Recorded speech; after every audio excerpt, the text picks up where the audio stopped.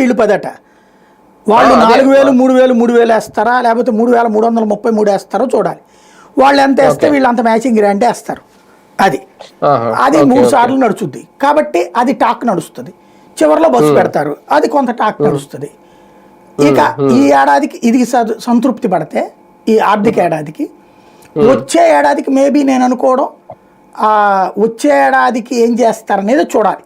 అప్పుడు ఏమన్నా మహిళలకి డబ్బులు ఇవ్వడం బిగిన్ చేస్తారా లేదా నిరుద్యోగ భృతిని ఇస్తారా? నిరుద్యోగ భృతి ఆ ఏడాది పెట్టుకుంటే కొంతమందికి అందరికి ఇవ్వరు కదా, అంతకుముందు కూడా అట్లాగే ఇచ్చారు కదా, పార్టీ కార్యకర్తలకు ఇచ్చారు నిరుద్యోగ భృతి.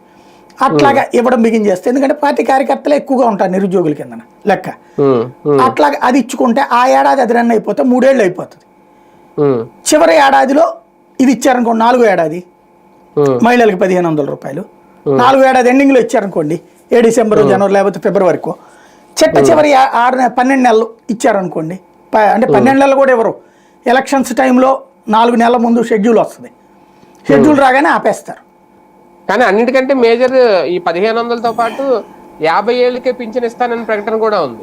అంటే అది కూడా చివరి ఏడాది ఇస్తారేమో అనుకుంటున్నాను నేను, ఎందుకంటే అది చాలా మంది ఉంటారు 50 ఏళ్ళకే పింఛన్ అంటే మామూలుగా ఉండదు. అది చివరిలో ఇస్తారనుకుంటున్నాను నేను. అనుకోవడం ఏంటంటే ఈ లోపు ఇప్పుడు ప్రతి నెల కొద్దిగా రేషన్ కార్డులు కోతకు వస్తున్నారు కదా, దాంతోపాటు దివ్యాంగుల పింఛన్లు తీసేస్తున్నారు కొన్ని. అలా